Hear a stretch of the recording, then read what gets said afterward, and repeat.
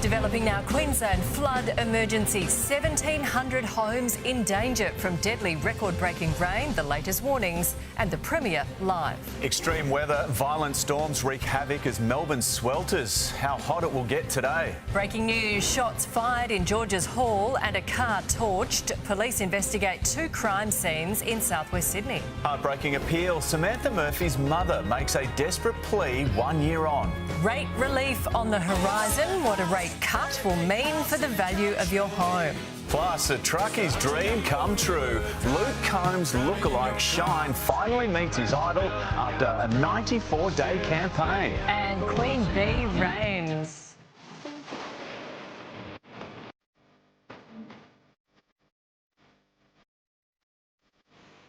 Beyonce's bombshell as she chases Grammy glory. It's Monday, the 3rd of February, 2025.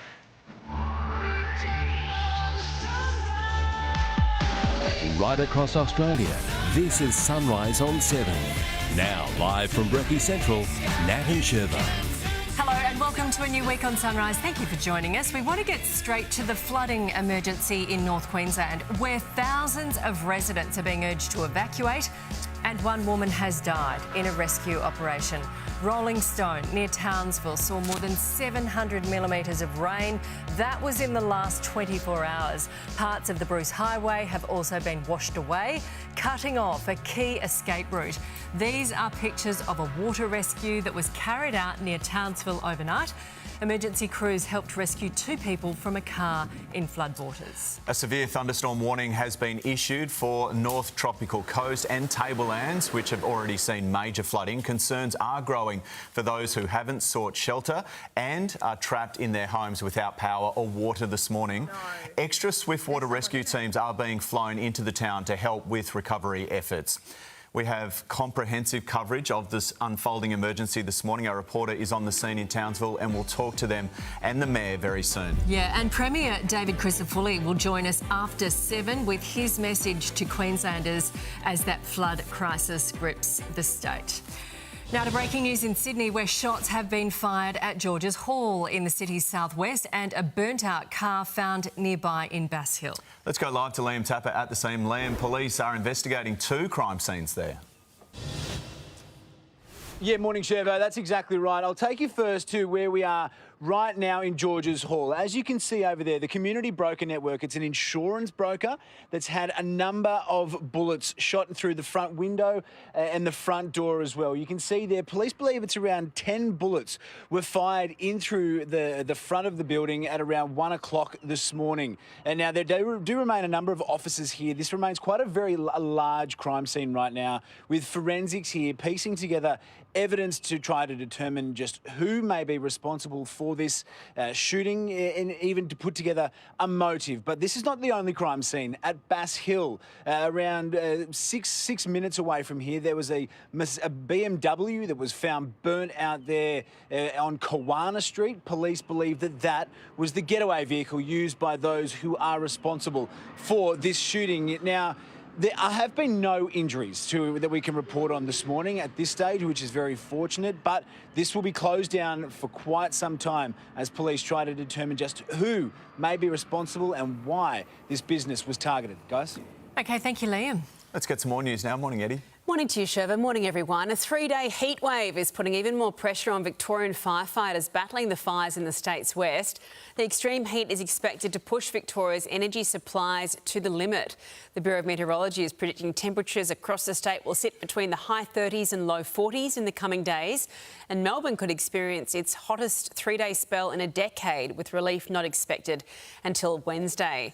In contrast, violent storms have caused more chaos across Melbourne and Geelong overnight. Wild winds and heavy rainfall caused flash flooding and major damage to homes in Geelong. The SES have been called to more than 200 incidents in that area. Overnight, a home in Taylors Lakes was severely damaged by fire caused by a lightning strike. The mother of murdered Ballarat woman Samantha Murphy has made a desperate plea to find her daughter's body so her family can finally lay her to rest. Let's go live to Tegan Doling in Melbourne. Tegan, it's hard to believe it's been almost a year since Samantha was last seen. Yeah, it is, Eddie. It's officially actually a year tomorrow since Samantha Murphy went for that early morning walk near Ballarat at her house when she simply vanished. And her family, they have been holding out hope that they will one day get some answers. In particular, her mother, Pam Robson, has spoken to the Herald Sun, saying that every day she thinks about her daughter and that they just really want to be able to lay her to rest and to give her a funeral. The police say that they will not stop looking for the mother of three. We know that Patrick Stevenson, 23-year-old, has been charged with her murder, but the police have never revealed how or why she was allegedly killed. He has pleaded not guilty and will face a trial. 5 months after she went missing, her mobile phone was found in a dam. That was a targeted search of a property. That did give them a little bit of hope, but Eddie, so far, the mother has still, unfortunately, not been found. Thank you, Tegan. Parents of the Melbourne teenagers fatally poisoned in Laos late last year are demanding action and answers from the local government. Let's go live to Josh Martin in Canberra. Josh, the parents say they've been dumbfounded by the government's silence over there. Yes, in a heartbreaking interview, they say people have died and someone is responsible. 19-year-old Melbourne girls Holly Bowles and Bianca Jones unknowingly consumed methanol-laced drinks while holidaying at the Nana Backpackers Hostel on their gap year in Laos in late 2024.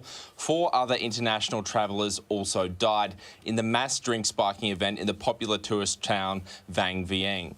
The Bowles and Jones families are yet to hear from the Laos government, which has only contacted the Australian government. The parents say they want accountability for the loss of their daughters and to make sure other people don't suffer what they've suffered. Eddie? Thank you, Josh. Well, 2 teenagers are set to face court this morning over a terrifying home invasion on Brisbane's south side. Georgie Chumley is in Brisbane for us. Georgie, they allegedly hit 2 homes that night too. Good morning, Eddie, that's right. A 13-year-old and a 16-year-old. Now, police allege they first went to a property on Lewis Street in Coopers Plains, which is in Brisbane South. There's actually some pretty incredible CCTV, and you can hear the homeowner hearing them break in, yelling, "What's going on?" Now, that still did not deter them. They used a machete to smash through a glass door. Thankfully, the only thing that actually stopped them from getting into that property was a security screen. But unfortunately, they then moved on to another house just a couple of hundred metres away, where they used that machete and allegedly held it to a mother's throat. Take a listen. They were threatening to kill her if she didn't give them the keys. Yeah, they even had it on her throat. Like, give us the car keys, give her the car keys. Just so scary. Now, police found 2 boys just a suburb over. They've been charged with a string of 7 different offences and they're set to face Brisbane Children's Court later this morning, Eddie. Just terrifying. Thank you, Georgie. Well, Gold Coast residents have been given a sneaky look at the final design of a new train station. Let's go live to Tamara Bowe on the Gold Coast. Tamara, where are you? How fancy is it? Oh, it's very fancy, Eddie.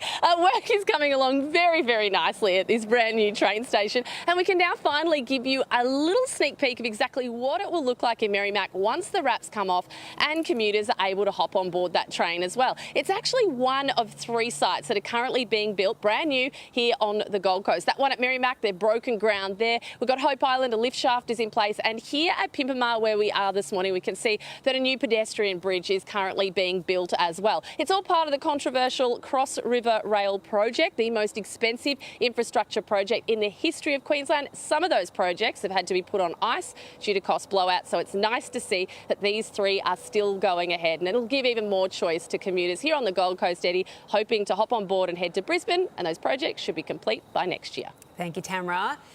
Queensland households are being warned they'll soon have to pay to get their rubbish picked up. Changes to waste levies and the phasing out of government rebates are pushing the fees up.